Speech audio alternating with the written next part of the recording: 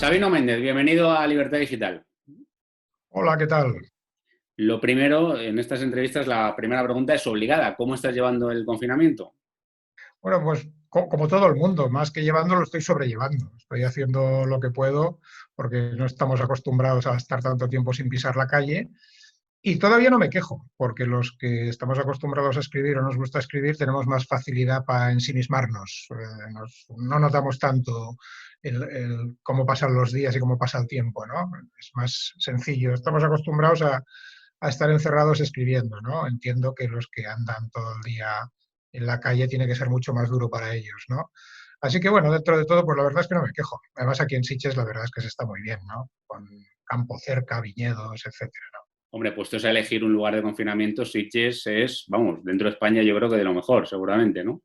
Yo siempre he sido muy ciudadano y muy urbano, ¿no? Pero he de reconocer que ahora si tuviera que hacer este confinamiento, y no solo el confinamiento, sino el momento en que por fin puedes salir un poco fuera en la ciudad, se me hubiera hecho bastante más duro. Bueno, creo que tienes una cierta historia rocambolesca de cómo viviste esas 2 primeras semanas de marzo, cuando ya se decanta todo, cuando el gobierno decreta el estado de alarma, porque no estabas en España. No, a mí me pilló en Londres. En ese momento estaba justo en Londres porque mi hijo estudia precisamente biomedicina en el Imperial College, precisamente en el Imperial College, Precisamente en el Imperial College, que y está también nos para... pilló toda la evolución del tema de la pandemia y también al principio se lo estaban tomando aquí un poco negligentemente, pero todo cambió de golpe. Tanto que, bueno, afortunadamente como estaba allí, pues pude traérmelo de vuelta conmigo para hacer todos juntos aquí el confinamiento en casa y no hacerlo separado, que siempre es un poco, da un poquito de miedo, ¿no? Cuando tienes a la familia lejos o te pilla todos separados, ¿no? Pero el hecho es que realmente cuando lo empezamos a ver claro y decidimos coger un billete, ver si podía conseguir un billete en el mismo avión en el que volvía yo, todo eso se nos puso en el sábado 14 de marzo y nos encontramos en Gatwick a media tarde con noticias de que aviones de la British Airways empezaban a dar la vuelta, de que empezaba el confinamiento en España, se cerraba todo y prácticamente nos pilló de un pelo. El vuelo se retrasó varias horas, llegamos al Prat de Barcelona, creo que sobre las 3 de la mañana, cuando teníamos que haber llegado a las 9 de la noche, pero bueno, todo acabó bien y nos pudimos aquí refugiar entre los viñedos de Sitges. Me imagino que además, bueno, pues la relación generacional, como un poco nos está pasando a todos con nuestras familias y demás, pues es más fructífera que nunca en este momento, sobre todo con un hijo como el tuyo que ya está crecidito, que ya tiene uso de razón y con el que, bueno, puedes comentar lo que está pasando, ya digo, con esa distinta perspectiva generacional. Sí, además con un estudiante de biomedicina te aseguro que es fascinante, ¿no? Todo lo que Claro. te tiene que contar, ¿no? Porque los que estamos acostumbrados a escribir y tal, para las matemáticas no éramos los mejores en el colegio, ¿no?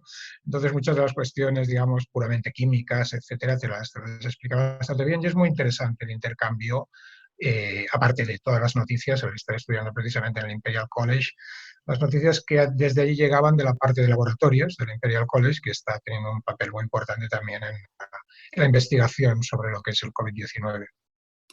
Bueno, vayamos un poco al origen, Sabino. La gente te conoce como compositor de éxito, luego como escritor, ahora más también como columnista de prensa, una labor que llevas haciendo en diversos medios, pero sobre todo en el diario La Razón desde hace muchos años.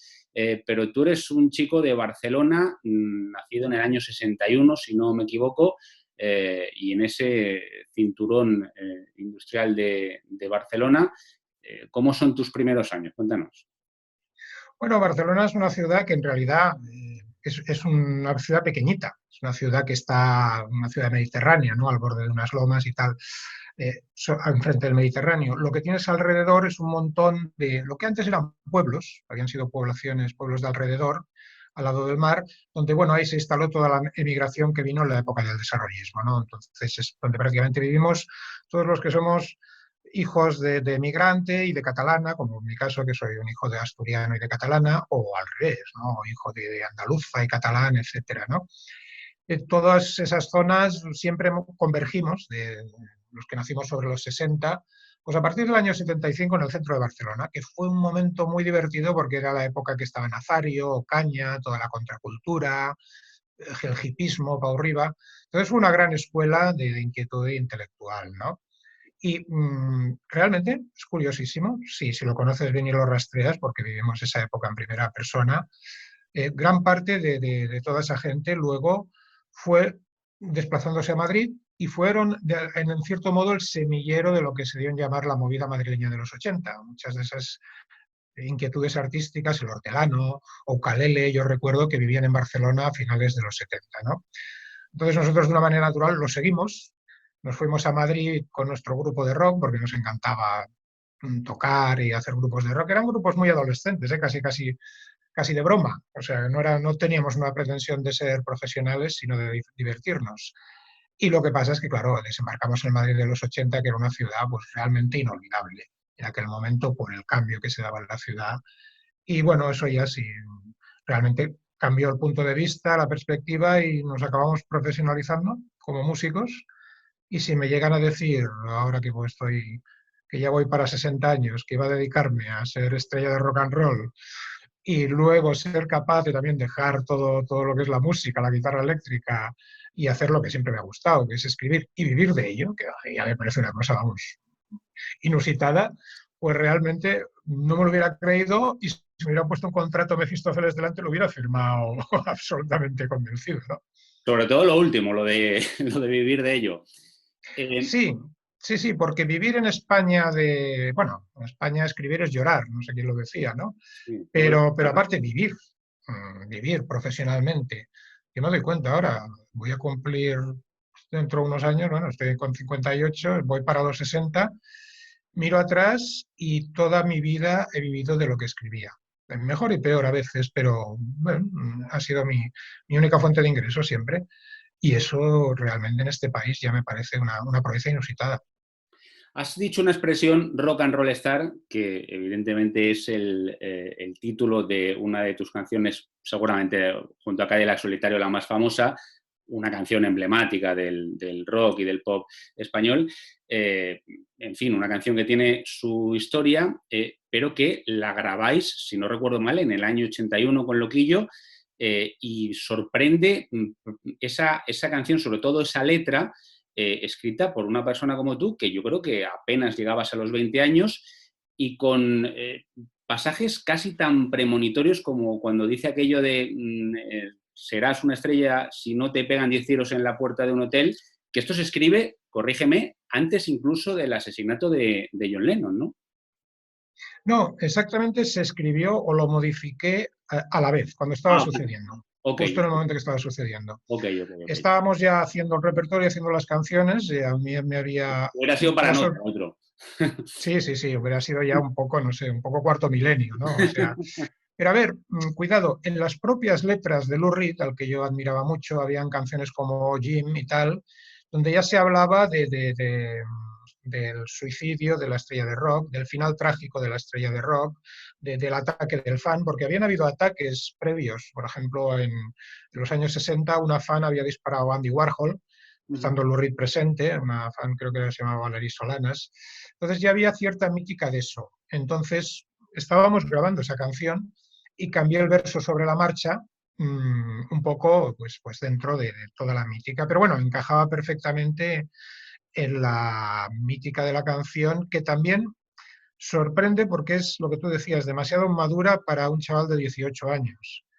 Pero es que este chaval de 18 años ya era escritor. Entonces ya había aprendido que escribir es un poquito impostar, es decir, aprendes mucho escribiendo e impostas voces. Y lo que sí que me sorprende es hasta qué punto ya había captado la técnica de a veces conseguir crear una voz aparentemente más madura de lo que tú eres. Es decir, que era una madurez impostada, no la teníamos en absoluto.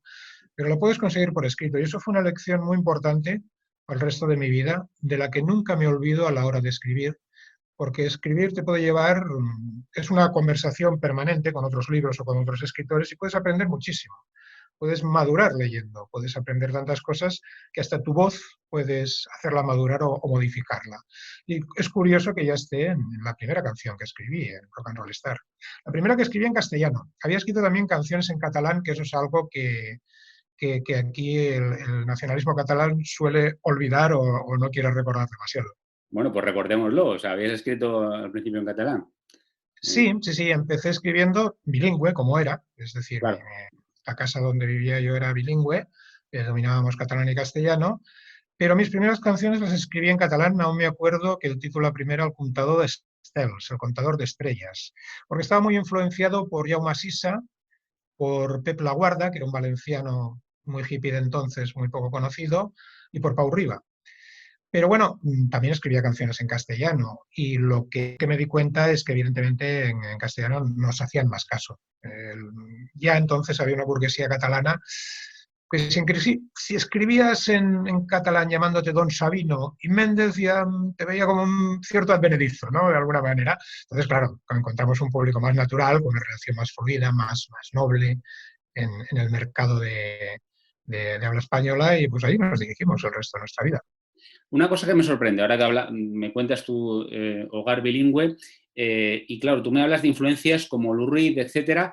En aquella España luego han venido generaciones, yo creo que seguramente la mía, de las primeras, que ya somos claramente anglófobos, básicamente por la potencia del inglés y su predominancia, sobre todo como lengua extranjera en la escuela, pero veníamos, y yo creo que tú todavía perteneces a esas generaciones, la de nuestros abuelos, nuestros padres, etcétera, en la que es una España francófona. Es decir, el francés es la lengua preeminente en la escuela. No, entiendo que no había tanta influencia del inglés. En fin, cómo un chico de los 70 se ve influido tanto por ese rock o por esa música o por esas letras anglosajonas. Pues tiene una explicación. Y es que a veces nos olvidamos de los cambios administrativos, lo importantes que son a veces luego en el fondo cultural o cómo marcan las cosas. Y es que los que nacimos en el 61, hubo un cambio entonces que fue cuando nosotros nos escolarizamos, empezó lo que se llamaba la educación general básica. Entonces aquel plan se diferenciaba del bachillerato antiguo. Y entonces en el bachillerato la segunda lengua era francés, mientras que la educación general básica la segunda lengua ya era el inglés. Ya era el inglés, claro. Por lo cual, digamos que justo los del 61, mi generación, de a partir de ahí en adelante, somos los primeros que empezamos a tener referencias anglófonas en vez de francófonas. Con lo cual estamos en una situación muy privilegiada y muy buena, porque nuestros hermanos mayores nos ilustran sobre todo toda la herencia francófona, la chanson francesa, Moustaki, Brel, Serge Gainsbourg, etc. Y a la vez nosotros descubrimos, o somos los pioneros, en escuchar Rolling Stones, Lou Reed, la Velvet Underground, toda la música rock anglosajona de las 2 décadas anteriores, ¿no?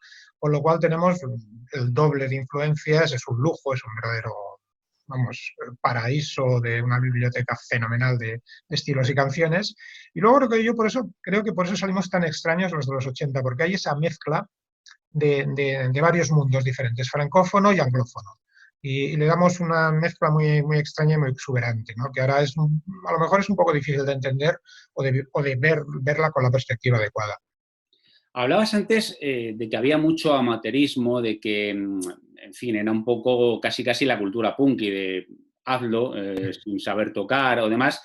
Esto, con el tiempo, hay gente a la que le ha provocado recelos casi retrospectivos. Estoy pensando, por ejemplo, en una figura muy importante del rock español, que es Rosendo, y Rosendo varias veces ha dicho que ellos, digamos, que llevaban mucho tiempo currándose la cosa de manera profesional y que de repente llegaron unos niños que apenas sabían tocar y que, en fin, les comieron la merienda, por decirlo con palabras mías en términos coloquiales. Pero hay una queja de cierta gente que llevaba en la escena rock mucho tiempo y que cree que todo aquello de la movida y demás que tú estás comentando, que fueron un poco, en fin, niños mimados de ciertos poderes o demás y que se les primó frente a otros. ¿Tú eso cómo lo ves?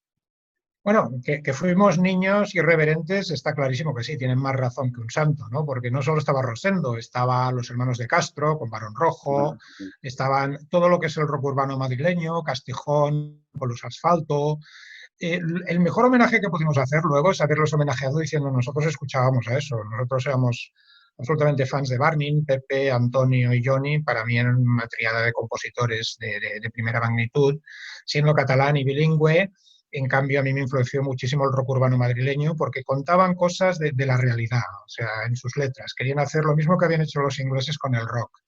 Ahora, sucedió una cosa pues muy curiosa, que es cierto, tocábamos peor que ellos, pero muchísimo peor, pero conectábamos con la gente de nuestra edad.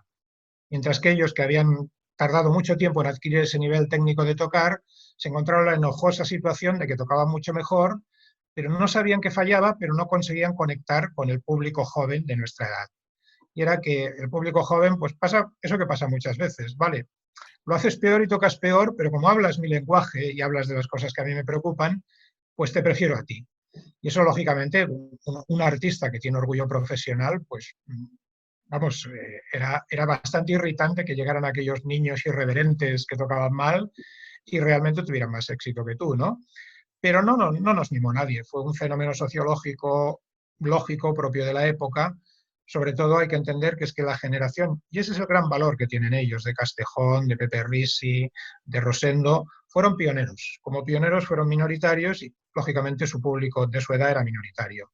Nosotros tuvimos la suerte que pillamos el cambio económico del país, la prosperidad, y nuestro público ya fue masivo, el de nuestra edad, el que se interesaba por todo aquello, ya fue masivo y gigantesco. Y eso realmente es, aunque solo sea en el nivel pecuniario, económico, es realmente aquello que dices mala suerte, pero aseguro que nosotros no teníamos ninguna culpa de ello. No siempre Moisés llega a la tierra prometida, ¿no? Exactamente, y tiene que ser una situación realmente pues muy enojosa, pero la vida es así. Bueno, yo creo que vuestro salto con lo que yo y Troloditas al profesionalismo que tú estás comentando es El ritmo de garaje, que es un disco creo que del 83, grabado en Madrid con el todo Madrid de la época, todo esto que estamos comentando de la movida. Y aquí quiero hacer un pequeño salto en el tiempo. Tienes ahí detrás la portada de Corre Rocker, que se cumplen 20 años de su publicación, Crónica Personal de los 80. Te agradezco muchísimo que tengas la portada porque voy a confesarte a ti y a los espectadores de esta entrevista una pequeña interioridad del confinamiento. Yo, por razones de espacio, tengo mi biblioteca repartida entre mi casa y la casa de mi madre y Corre Rocker está entre los libros que están en casa de mi madre, así que no lo he podido tener para repasarlo para esta entrevista, ni siquiera para mostrarlo, pero bueno, ahí tenemos la portada. Te decía que tú en Corre Rocker haces una confesión que creo que es muy interesante relativa a la grabación de ese disco en el 83, y ya te digo que estoy citando de memoria, pero tú vienes a decir que pensabas que el estrés era una cosa que le daba a un señor que iba con corbata y maletín y trabajaba 12 horas al día, y que ahí te diste cuenta que no, que el estrés es algo que le puede dar a una persona que trabaje en la creación. Esto creo que tiene que ver con lo que luego ha sido tu tarea, por ejemplo, en la SGAE y demás, que luego hablaremos. Pero bueno, ahí hay profesionalismo, estrés, digamos, llegada a la vida adulta y evidentemente un asunto que está presente en Corre Rocker como no puede ser de otra manera, que es el lado oscuro y es la caída en la adicción a las drogas. Bueno, como ves, como buen rockero, no pierdo oportunidad de hacer promoción. Es decir, he Eso puesto está bien, ahí está bien.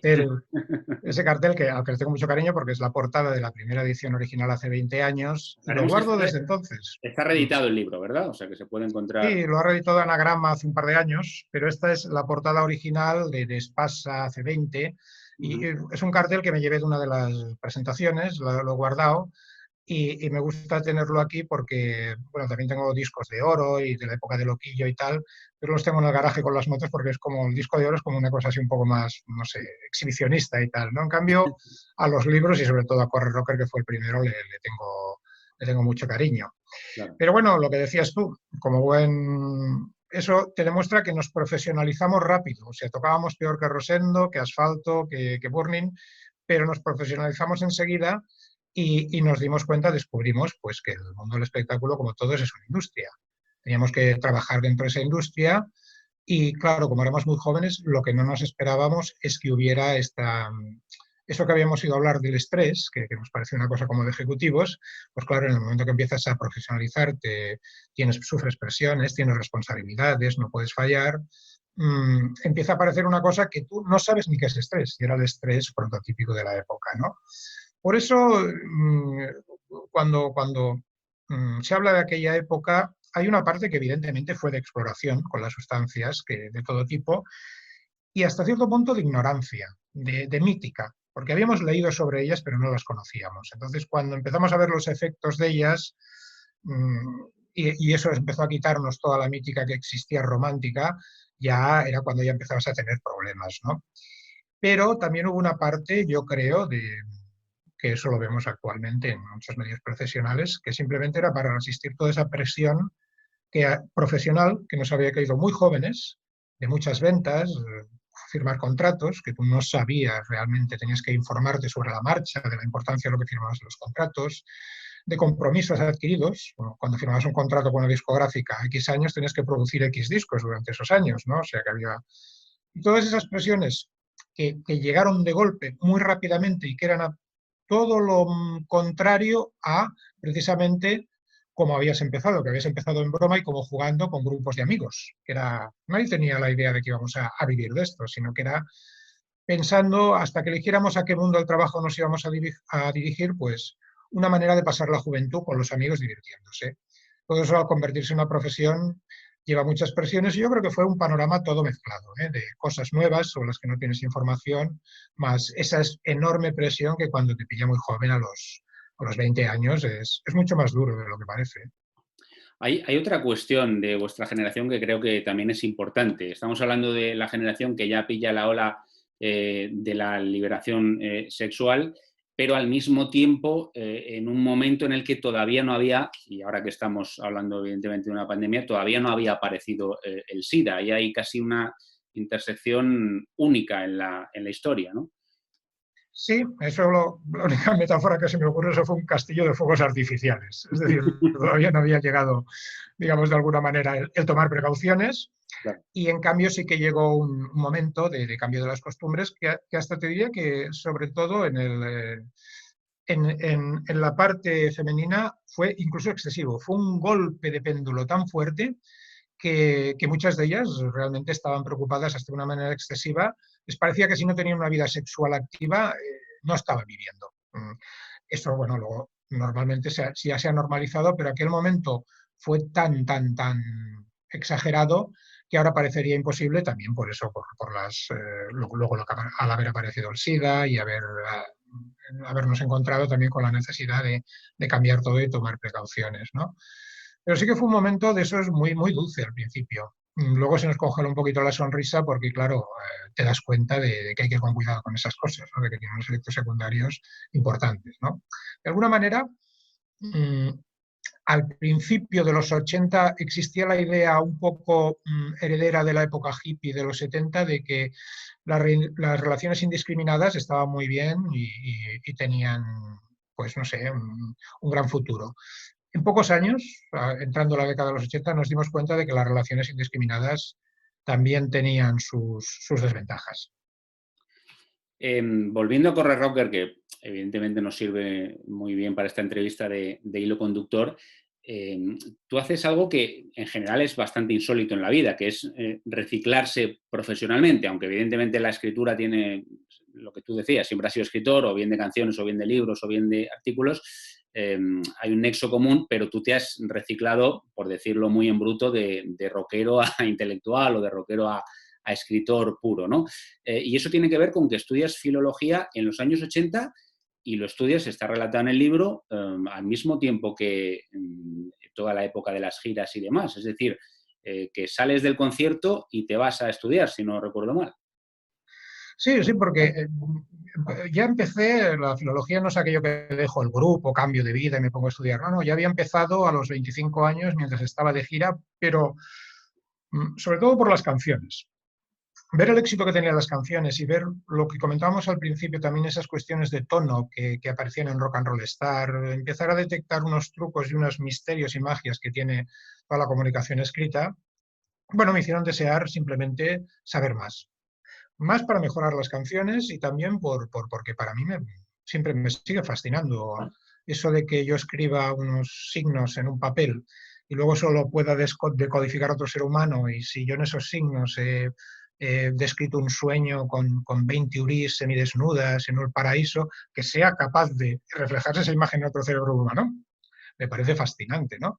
Entonces me fui a estudiar filología por eso, pero bueno, muy tranquilamente, entre gira y gira, ahora cogía como picoteaba, ¿no? Una especie de picoteo intelectual, más que nada para mejorar mi escritura, ¿no?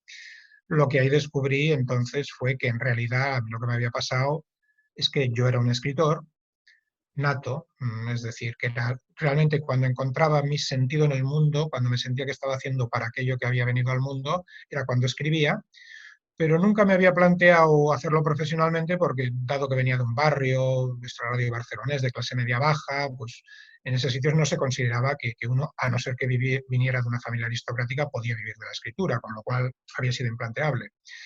Pero a partir de ese momento sí, entonces ya sí descubro totalmente mi vocación y en cierto modo eso me lleva a cada vez irme alejando un poquito más del mundo del rock para meterme en las bibliotecas y profesionalizarme como escritor, a pesar de que sigo teniendo un par de guitarras al pie de la cama, me encanta tocar, sigo haciendo canciones, pero ahora lo hago un poco por hobby para relajarme. Es decir, el centro del objetivo de mi vida es la escritura principalmente. Yo creo que ahí está la explicación de que fuera empezar a estudiar filología pues a los 25 años, dándose situaciones particularísimas, como un productor inglés que alucinaba cuando estábamos grabando los Ibiza Sound porque me veía estudiando mis apuntes de hebreo. Y a la vez que estábamos grabando, pues Morir en Primavera, que es uno de los discos más quizás estonianos que hemos hecho y tal, ¿no? Hasta punto el hombre me preguntaba que por qué estudiaba hebreo, si es que yo era judío o algo así. Decía, no, no, es necesario ser judío para estudiar hebreo, es un idioma interesante, ¿no? Y hay una tradición enorme Y bueno, eso, claro, es el choque de dos mundos que creaba situaciones particulares. Morir en Primavera es el 88 y yo creo que es el último LP en el que tú participas en la grabación, Mm. antes de muchos años después ya tu reencuentro con Loquillo. Es un disco, bueno, que tiene hits como El Rompeolas, que es otra de tus canciones, es otro de los hits por los que pasarás a la historia, pero que también tiene una mirada, si no recuerdo mal, y no recuerdo mal, se hace ahí la versión de La mala reputación, aquello de Brassens que había hecho Paco Ibáñez. Digamos que ahí se empieza a abrir un poco el espectro de lo que pueden ser los fans de Loquillo y Trogloditas, la figura de Loquillo como rockero que puede mirar a otras vías. Coméntame un poco eso, cómo fue un paso arriesgado, sin duda, ¿no? Bueno, pero si te fijas, ahí está lo que comentabas al principio. Ahí es donde se ve la mezcla anglófona y francófona que ya existía en nosotros desde el principio, ¿no? Es donde aparece en la versión de La mala reputación. Muchas veces la carrera de un grupo, y más si ha sido un grupo que desde el primer momento ha funcionado en la década de los 80, ese disco lo grabamos en el 88, pero ya haces cosas que querías haber hecho desde el 81. Es decir, que es un work in progress toda la década, vamos haciendo varios discos. Ese fue el penúltimo, estuve también en A por ellos, el disco en vivo, A por ellos que son Pocos y Cobardes. Lo que pasa es que ahí tuve muy poca participación, ¿no? Porque ya estaba Tucker, el guitarra que me iba a sustituir, y bueno, era ya como mi salida, ¿no? Antes, y todavía lo que yo nos llevábamos bien, ya sabíamos que me iba a ir, pero bueno, pensábamos que lo podíamos llevar mejor, que tampoco tan mal no lo hemos llevado, pero que en aquel momento fue un buen choque, ¿no? Al final, la salida. Pero toda esa evolución había sido un poquito el compendio de todo aquello que nos gustaba. Es decir, empezando por la canción francesa, el rock de aquí, más o menos el rock urbano, de aquí más o menos primitivo, precario, ¿no? El rock neoyorquino, el punk neoyorquino, Patti Smith, Lou Reed, nos gustaba mucho. Era por ellos, el último disco que estuve, me gusta mucho escucharlo a veces porque tiene la misma energía y crudeza a las guitarras que el rock and roll animal de Lou Reed, y por eso me fui tranquilo, porque me dio la sensación de que ya había hecho todo lo que tenía que hacer en ese medio, ¿no? Un disco que sonaba como el rock and roll animal, otro que las guitarras eran muy estonianas, como Morir en Primavera, y que cualquier cosa que hiciera ya sería añadir una secuela a todo aquello que ya se había hecho. Lo que sí que era muy interesante era ver que si yo sentía que musicalmente iba a seguir haciendo canciones, pero ya había definido mi mundo, sí que se notaba que Loquillo le quedaba mucho por definir todavía de aquel personaje. Loquillo hasta el año 88, 89 era, como dice la Rock and Roll Star, la primera, era el chico de la calle que vive su canción. Por decirlo de alguna manera, muy springsteeniano, muy Mindeville, etcétera, ¿no? Pero él, yo conocía, porque nos gustaban todas esas cosas, tenía muchísimo más, tenía una parte muy francófona. Él admiraba mucho, y mucho más que yo, a Johnny Hallyday y todo el rock de los blues noir, todos Con los el que rockers llegó luego franceses. a grabar incluso. Llegó incluso a grabar con él, ¿no? Yo me alegré muchísimo porque sé que para él significaba mucho. Era un personaje mucho más polifacético, un cantante horroroso, pero un gran... Curiosamente, Loquillo es realmente una esponja intelectual, es decir, le encanta leer, le encanta... Es curioso, es enormemente curioso intelectualmente, ¿no? Y eso, por su imagen, por sus 2 metros, esta pinta y tal, no lo transmitía. Y yo sabía que estaba ahí, entonces pues seguí con muchísima curiosidad la evolución, digamos, del personaje y es bastante normal que acabáramos reconciliándonos. Bueno, reconciliados nunca no llegamos a estar reconciliados, pero sí que conservábamos la distancia. Pero para que te hagas una idea, el día que quedamos después de a lo mejor 10 o 12 años de no vernos, quedamos en un hotel de Madrid, el Fénix, si no recuerdo mal, llegamos y sin saberlo cada uno por su lado, era un día de invierno que llovió de primavera y llegamos y teníamos el mismo tipo de gabardina y el mismo tipo de teléfono móvil, los dos, un Nokia clavado. Es decir, las elecciones y las decisiones que hacíamos nos dimos cuenta que seguían siendo muy parecidas. Entonces, bueno, ese loquillo que empezó entonces se ha convertido en el loquillo actual, que es un personaje mucho más polifacético. Y fíjate que yo te diría que todavía quedan facetas de loquillo que tenemos que ver probablemente en las próximas 2 décadas. Yo te recuerdo, esto no te lo he contado nunca, en los años 90, porque también es verdad que tú, bueno, pues tanteaste el terreno, digamos, como artista en solitario con aquel disco el año que murió Marcelo Mastroianni, en cuya presentación yo te vi en la sala Siroco de Madrid, en Malasaña, y ahí hay algunas canciones que luego ha grabado Loquillo, como por ejemplo Planeta Rock, que creo que es una de las canciones más maduras tuyas. Bueno, digamos que también tenías tú que intentarlo, que probarlo, ¿no? ¿O cómo fue aquella aventura? Sí, bueno, la verdad es que la aventura estuvo muy bien, ¿no? Porque fue un año, hice esa gira un año por pequeños locales, pero descubrí que a mí me pasó una cosa, que es que yo soy escritor, no soy hombre de escenario. Es decir, el hombre de escenario es algo más parecido a un actor. Entonces a mí el subirme a un escenario me crea, se me hace cuesta arriba. Es decir, soy tímido, me cuesta subirme. No exageradamente tímido, pero lo suficiente como para que no te apetezca demasiado subirte al escenario. Estoy en un punto intermedio, porque una de las cosas que me encanta es coger la guitarra entre amigos y fiesta. Bueno, yo en una fiesta de amigos soy capaz de hacerte un mini concierto de 5 o 6 canciones con toda la pamplina necesaria y tal, ¿no? Pero es ahí donde me siento cómodo. De eso, más allá, todo aquello de tener que cuidarte, de estar bien peinado, de los pantalones con planchados y todo eso para el escenario, toda la parte de actuación no me va mucho. Decidí probar a ver si el público aceptaba como un circuito como de pub rock, como lo que había en Inglaterra. Es decir, un músico que tocaba sin grandes alaracas, es decir, por el gusto de las canciones bien hechas, es decir, sin actuar, sin pamplina, sin épica. Y descubrí que al público eso no le gusta demasiado, que es algo un señor muy anodino, ¿sabes? Que te habla sin mucha gracia. Por muy buena que sea la canción, ellos quieren un poco dramaturgia, quieren Como un un latino, te has concierto. comentado, ¿no? Sí, ellos quieren un concierto que les emocione y lo comprendo perfectamente, ¿eh? Cuando pagas una entrada, quieres ver como una obra de teatro una película, ¿no?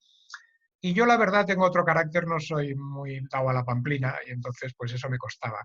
Así que la experiencia fue buena, me lo pasé muy bien, pero ya vi que yo realmente donde me gusta estar es en casa con mis zapatillas a cuadros, mis libros, mis motos y mis bicis para salir a dar vueltas. Y cuando salgo por la noche, si es una fiesta de amigos, te aseguro que cojo la guitarra, os hago 5 canciones, os hago cantar a todos, nos reímos mucho, pero hacerlo obligatoriamente cada día viajando por toda España ya se me hacía cuesta arriba. Bueno, en este punto de la entrevista, Sabino, es inevitable mirar al futuro. Porque fíjate, ya no solo conciertos, sino incluso esto que estás diciendo de juntar a unos amigos y tocar con la guitarra, ni siquiera sabemos cuándo la normalidad o la nueva normalidad, como incluso la ha llamado el gobierno, va a llegar. En el mundo de la música, así a bote pronto, sin ser un experto, se me ocurre que evidentemente es dramático el impacto.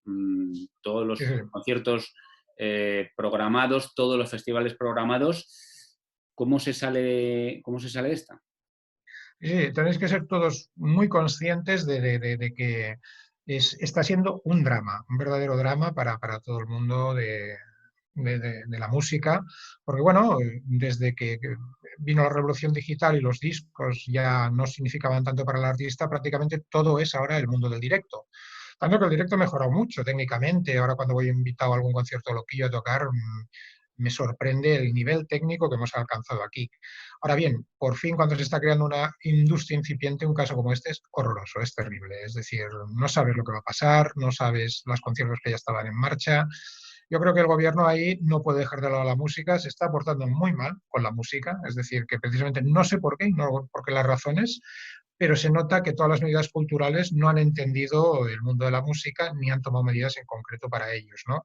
No simplemente ayudas, ¿no? Sino delimitar marcos legales de causas de fuerza mayor para que de alguna manera el público una entrada que ha adelantado te la pueda mantener durante este tiempo y tú te comprometas a que en los próximos años, a cambio de esa entrada, le permitirás el acceso a un concierto tuyo o algo similar, ¿no?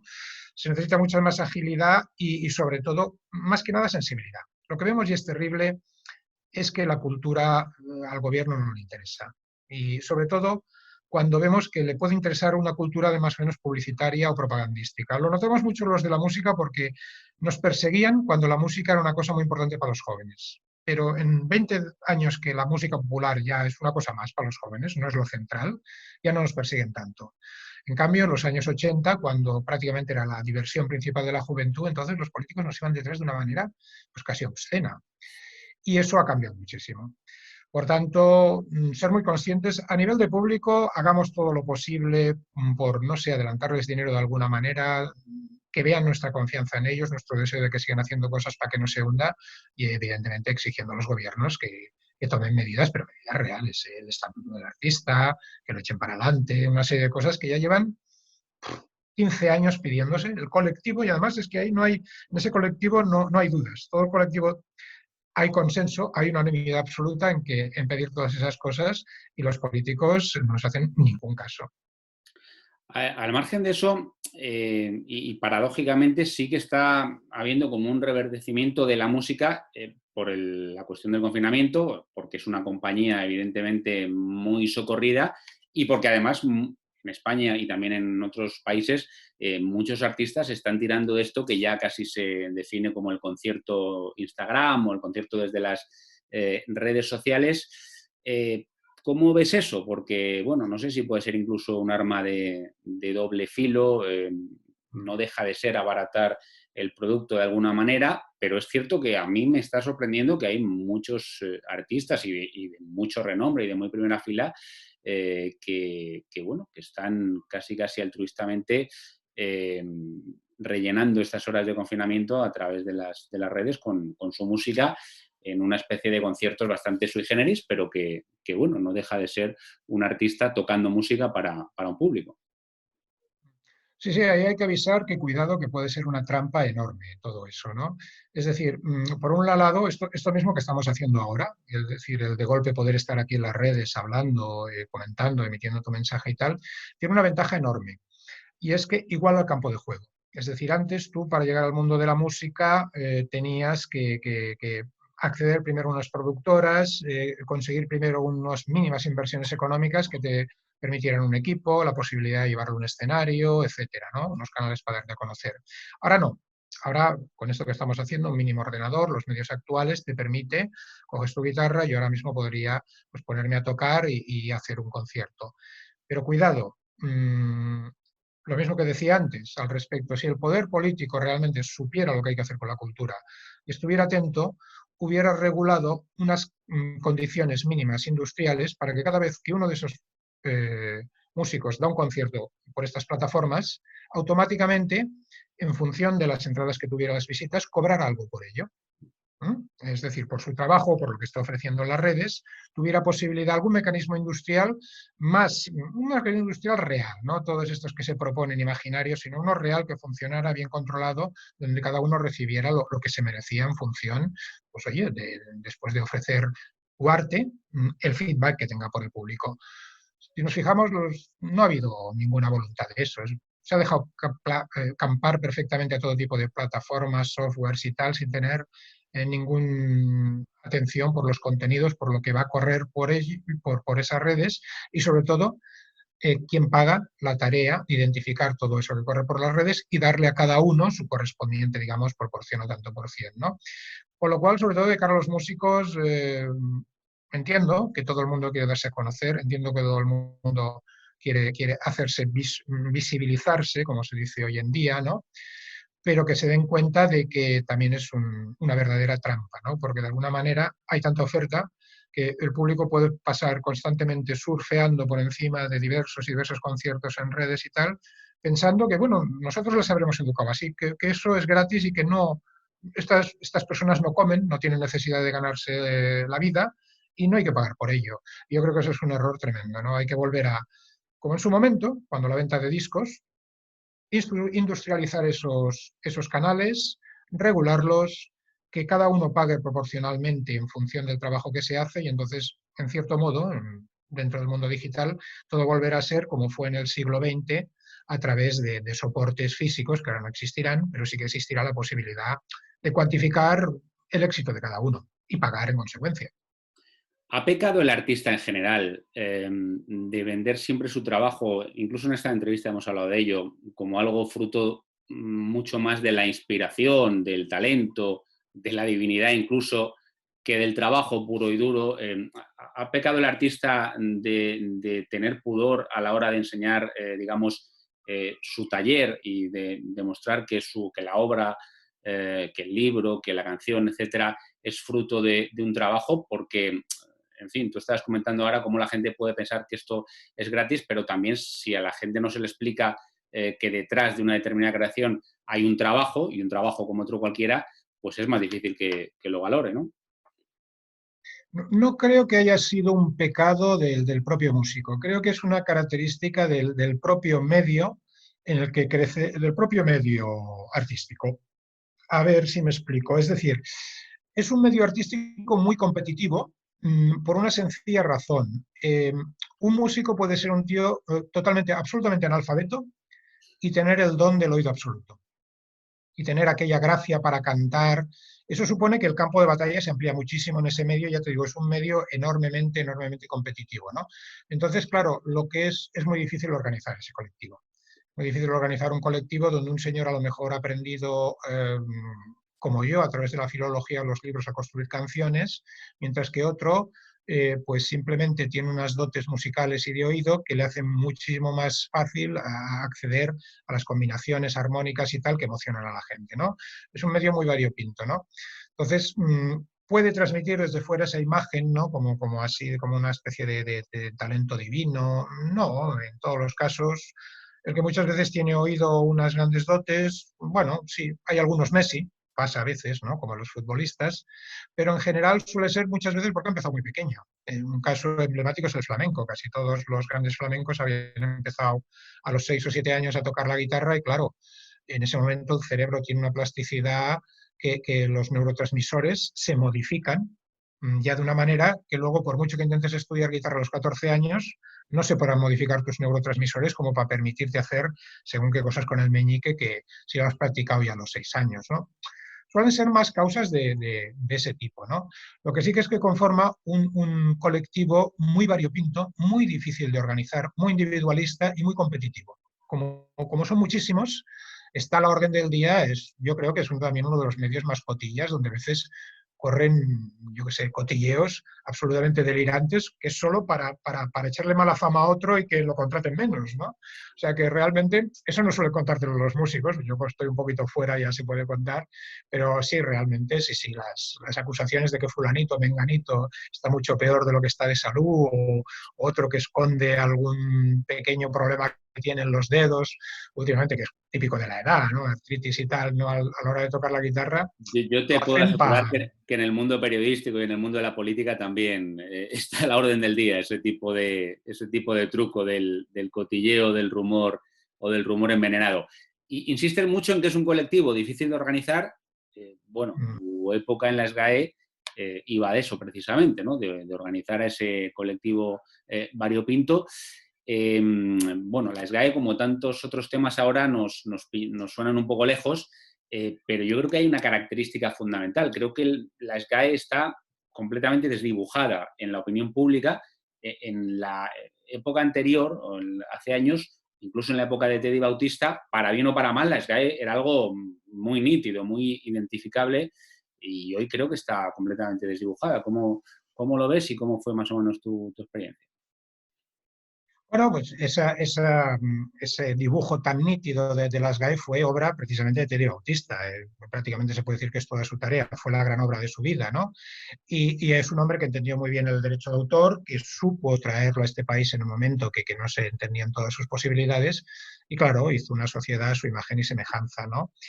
Evidentemente, pues claro, hay gente que pensaría que, bueno, la SGAE necesitaría un nuevo Teddy Bautista, pero es que un nuevo Teddy Bautista es imposible que exista, es un hombre de su época, no habrá otro Teddy Bautista nunca, y no puede existir un nuevo Teddy Bautista que ponga en marcha la SGAE. La SGAE tiene unos problemas enormes, fruto también de los cambios que han habido en el medio autoral, ¿no?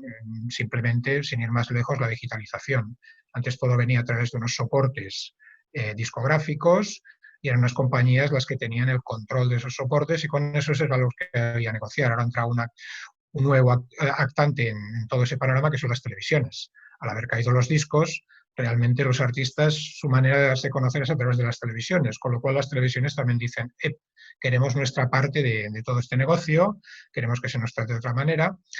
Y actualmente el problema de las GAE no es tan enorme, es simplemente, no es grande, sino que es complicado. Es tan sencillo como que es muy difícil pilotar un barco si el pasaje no se pone de acuerdo hacia dónde quiere ir. Si parte del pasaje quiere ir hacia el norte, otra parte quiere ir hacia el oeste y otra parte quiere ir hacia el sur. Será muy difícil siempre poner de acuerdo a todo ese pasaje. Entonces, bueno, probablemente es que a lo mejor se necesitan otro tipo de barcos o otros barcos. Veremos cómo evoluciona toda la situación en los próximos tiempos, pero evidentemente lo que no puede pasar es que la principal entidad de recaudación de derechos colectivos de nuestro país esté en este momento enfrentado con la ley y con el gobierno. Eso es increíble, eso es inaudito y eso tiene que corregirse inmediatamente. Si no, evidentemente, las entidades de derecho de autor aparecerán de otro tipo y lo que es peor, sobre todo, lo más triste es que recibirá la propia capacidad del colectivo de recaudar sus derechos de una manera unida y sensata, de hacer fuerza, de tener peso específico. Hemos hablado del mundo de la música, pero hablemos, con la vista en la crisis del COVID, de tu otro mundo, el mundo editorial, donde ya se están suspendiendo publicaciones, donde, en fin, la compra de libros pues, se va a ver evidentemente afectada. Dentro de la desescalada se hace esto de ir a una librería con cita previa, que a mí me vas a perdonar, pero lo veo algo completamente... En fin, yo entiendo ir al peluquero con cita previa, pero la librería creo que siempre tiene algo más de casi de encuentro casual o de rito de costumbre, no algo tan funcional. Pero bueno, el sector editorial, como todos los sectores, evidentemente, pero aquí hablamos de los que tú conoces a fondo, pues se está viendo afectado, claro. Bueno, en las librerías yo no concibo, claro, yo mi manera de usar las librerías siempre ha sido ahí y no, generalmente no voy a comprar un libro, sino que voy a pasar la tarde, a echar la tarde. O picoteando entre todos los estantes, leyendo de pie al lado de un estante. Los libreros suelen ser gente encantadora que te dejan tranquilísimo y que puedes estar 3 horas ahí. No es como estos bares de ahora de franquicias que si no tomas un cortado te echan. No, no, el librero te deja estar ahí Pero sabemos, curioseando. claro, es que ahora no se puede tocar el libro. Entonces, ¿cómo? Exactamente. Entonces, claro, como no lo podemos hacer, yo, vamos, la única idea que se me ocurre es todos nos gastamos un presupuesto mensual aproximado en libros, que es generando la economía y lo puedes comprobar. Entonces, ponerte en contacto con tu librero favorito y llegar a un acuerdo con él que, digamos, sea de crédito o cheques. Mira, yo te doy este dinero que me lo hubiera gastado este mes igual y me haces unos vales que cuando todo esto pase, unos pagarés, me pasaré ahí con mis vales y me llevo todos los libros que corresponda para, de alguna manera, mantener la economía de esos sitios fabulosos que son las librerías, donde me dejan estar de pie tocando los libros horas y horas y nadie me da la lata, ¿no? Entonces yo creo que por eso ya vale la pena hacer eso. Lo que no sé son las publicaciones y las editoriales. Eso no tengo claro cuál va a ser la sacudida o de qué manera les va a sacudir, que indudablemente lo va a hacer. Pero no tengo nada claro cómo va a ser porque sí que, a ver, sobre todo las publicaciones semanales, diarias, mensuales, la posibilidad de hacerlas ahora desde casa ya había cambiado el panorama, pero ahora esto la va a cambiar más todavía. Es decir, que ya el viejo formato de redacciones, de promoción en ciertos canales, eso cambiará. Y estas sacudidas, sobre todo, lo peor es que se van por delante generalmente a las más pequeñas. Y muchas veces las más pequeñas son las más interesantes por ser las investigadoras, las exploradoras, las minoritarias, las que están ahí trayéndote aquello, cosas interesantes, ¿no? Lo veremos, pero bueno, yo creo que en todo esto, al venir de la época del rock, que los que empezamos en el rock era porque éramos fans, quiero decir que es hacer un poco piña entre todos aquellos que somos fans de la letra impresa, de la librería, de toda esa mítica, el periodismo, la literatura, la escritura, y meternos todos debajo de un paraguas de decir, bueno, hay que hacerlo un poco también por romanticismo, porque al final ahí encuentras a tus mejores amigos. Es innegable.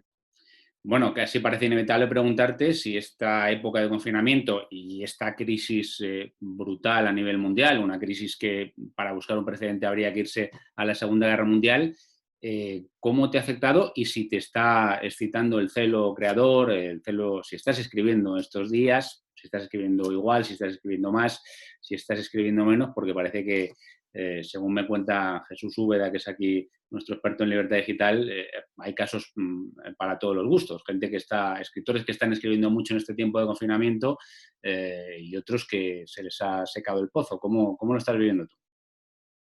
Yo nunca he tenido el síndrome aquel de la página en blanco, ni nunca he tenido problemas. Yo soy un grafómano compulsivo, escribo siempre en todo lugar. Supongo porque me acostumbré ya a escribir en habitaciones de hotel, en medio de la gira.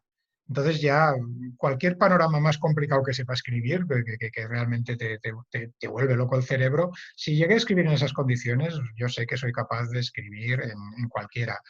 Aquí realmente el Sitges está muy bien, estamos un poco aislados y yo la verdad es que como ya tengo una edad eh, gigantesca, inaceptable, pues ya no me entero mucho de lo que pasa por ahí por el mundo. Entonces no ha cambiado realmente mucho mi vida, todo el confinamiento. He escrito mucho, sí, sí, he leído mucho. Quizás sí que he escrito un poco más porque había menos distracciones al no salir.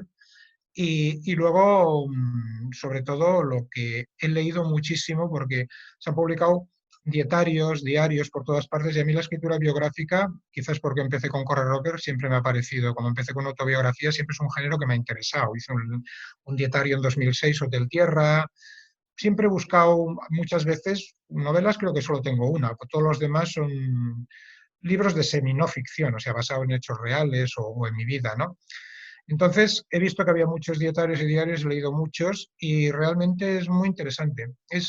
Pasa un poco como con el rock, ¿no? Cuando el rock pasó de moda, llegó el rap y todas estas cosas, a los rockeros tenían una melancolía, una nostalgia tremenda, ¿no? Como el mundo nos olvida, y yo les decía, no, mejor, vamos a quedar los fieles, los que realmente lo hacemos porque nos gusta. Se va a eliminar de alguna manera el oportunista que estaba ahí para ver si sonaba la flauta por casualidad. Con la escritura pasa algo parecido. Los que leemos esas cosas, un tío raro que hace un dietario en Cuenca y lo pone en un blog de las redes, eso ya lo haces porque te interesa, porque te gusta, ¿no? Y en ese sentido, pues sí, la verdad es que no he tenido problemas de sequía creativa y al revés. Ha sido un constante informarte, leer y ver desde mil visiones diferentes y desde mil puntos de vista diferentes todo esto de la pandemia que realmente es muy excepcional. Pues ya que estamos, y no voy a ser muy original, pero casi sería imperdonable, dinos para estos tiempos 3 recomendaciones, un libro, una canción y una película. Y eso me hubiera gustado podérmelo preparar más. Soy tan paranoico y tan neurótico que soy de Pero lo bueno aquellos es que preguntarlo así, a ver qué te sale. me gusta pensarlo mucho y más, porque es que hay tantos y tan buenos que Claro. te diga el que te diga, cuando luego pensaré, ay, le tenía que haber dicho, he sido injusto con aquel otro autor, he sido injusto, ¿qué tal? Pero vamos, me has dicho una película, Una película, una canción y un libro. una canción y un libro. A ver. Bueno, un libro, mira, precisamente como estoy escribiendo ahora una columna diaria en La Razón, que he usado ese motivo, lo repasé y me encantó y me pareció que es el de Camerón, de Boccaccio. Lo repasé precisamente porque también me propusieron hacer el clásico dietario del confinamiento y tal. Y como conozco mucho los dietarios y sé que ahí siempre hay un problema entre, sobre todo cuando hablas de una situación como la pandemia, ¿no? El dietario lo suyo es dar noticia de tu intimidad. Pero claro, cuando está pasando una pandemia ahí fuera y muriendo gente, pues también has de dar información. Y era problemático. Entonces, para evitar esta trampa del dietario, ¿no? entre información e intimidad, propuse hacer una cosa que sería el Decamerón del coronavirus, que me permitía de vez en cuando, pues si quería delirar un día imaginándome un cuento donde se reúnen todos los políticos en el hemiciclo y se vuelven locos como si estuvieran haciendo terapia de grupo, pues me lo podía inventar. Y para eso, evidentemente, repasé a Boccaccio y, vamos, es un escritor delicioso, maravilloso, alegre, que no sé por qué tiene una especial inquina a todo el clero, pero ya exagerada, ¿no? Que no me extraña que le prohibieran el libro, porque ya incluso ahora dice, pues tampoco es para tanto, ¿no? Pero luego era un escritor con un nivel de galanura maravillosa, ¿no? O sea, como libro escogería el de Cameron de Boccaccio. Como canción, no sé si era la mejor, pero mira, ya te digo, tengo las guitarras al pie de la cama, yo voy variando y para uso para relajarme. Y el otro día me vino a la cabeza y me la puse a tocar y dije, qué bueno era como escritor de canciones. Dos canciones que las saqué a guitarra, me las puse a tocar y me pasé horas y me emocionaba tocándolas porque eran bellísimas, que son una, El pecho de Andy de Lou Reed y luego Día Perfecto de Lou Reed, es decir, Andy's Chest y Perfect Day. Dos pedazos de canciones que encima cuando las pones a tocar te das cuenta de cómo están construidas, cómo el muy bandido había buscado los cambios, las entradas de los acordes menores, los cambios de frases adversativas. Y dices, qué bueno era. Y son dos canciones preciosas, o sea que por el precio de una te he dicho dos. Genial. Y de película, pues te iba a decir, porque me pasó una anécdota curiosa, que mi hijo tiene 20 años y escucha la música de ahora, ve las películas de ahora, los videojuegos de ahora, pero un día dieron El hombre tranquilo de John Ford por la televisión a las 10 de la noche y él normalmente se va, cuando ve estas películas, ve empezar y se va a su habitación, a sus trabajos y todo esto y tal. Y yo, que es una película para mí muy emblemática, muy importante, me quedé curioseando a ver qué hacía y si se iba. Y se quedó enganchado a toda la película y se la vio desde el principio hasta el final. Claro, a mí me llamó mucho la atención, fue un momento emocionante para mí porque dije, caray, el hombre tranquilo sigue enganchando a las generaciones jóvenes, ¿no? Pero ya me imaginé que no la habría emocionado tanto como la nuestra, ¿no? Entonces le pregunté un veredicto y fue curiosa el diagnóstico que me dio. Dice, no, está bien. Dice, es como un episodio de Padre de Familia. Es muy bueno, es como un episodio de Padre de Familia, pero bueno, con ruralismo irlandés y todo esto y tal, ¿no? Y bueno, desde ahí esa película, pero si he de elegir la que he repasado más veces estos días, ha sido una que me gustaba mucho de Spielberg, que es Lincoln, en los momentos, los últimos días de Lincoln, que me parece un guión maravilloso y una película con un contenido de fondo importante. Coincido, solo te puedo decir que coincido, especialmente en lo de Lincoln de Spielberg y en lo de Perfect Day de Lou Reed. Sabino Méndez, que... Pero eso es lo que te decía, todavía sigue quedando ahí un grupo de resistentes. Sí, bueno, algunos tenemos ya canas también. Bueno, Sabino Méndez, que ha sido un auténtico placer tenerte aquí, que vaya todo muy bien, que siga el confinamiento bien, que esa eminencia de la medicina que tienes ahí en casa tenga futuro y que haya mucha suerte. Eso, y aparte otra cosa que no quería irme sin que quedara claro, ¿no? Tanto tu fondo como mi fondo no son fotografías de libros, ¿eh? Son libros de verdad. Sí, pues, Vamos a enseñarlos, ¿sabes? O sea, bueno, son vamos a móviles y enseñarlo, tal, sí. ¿no? Porque Yo tengo aquí exactamente, ¿no? las crónicas de la Segunda República de Pla, por ejemplo. Exactamente, sí, sí, para que se vea que Hay no constancia. es ninguno de estos fondos comprados en Amazon No, ni no, nada no, no, parecido, no. ¿no? O sea que me alegro, me alegro. Estupendo. Salud, Sabino, un abrazo. Igualmente, un abrazo.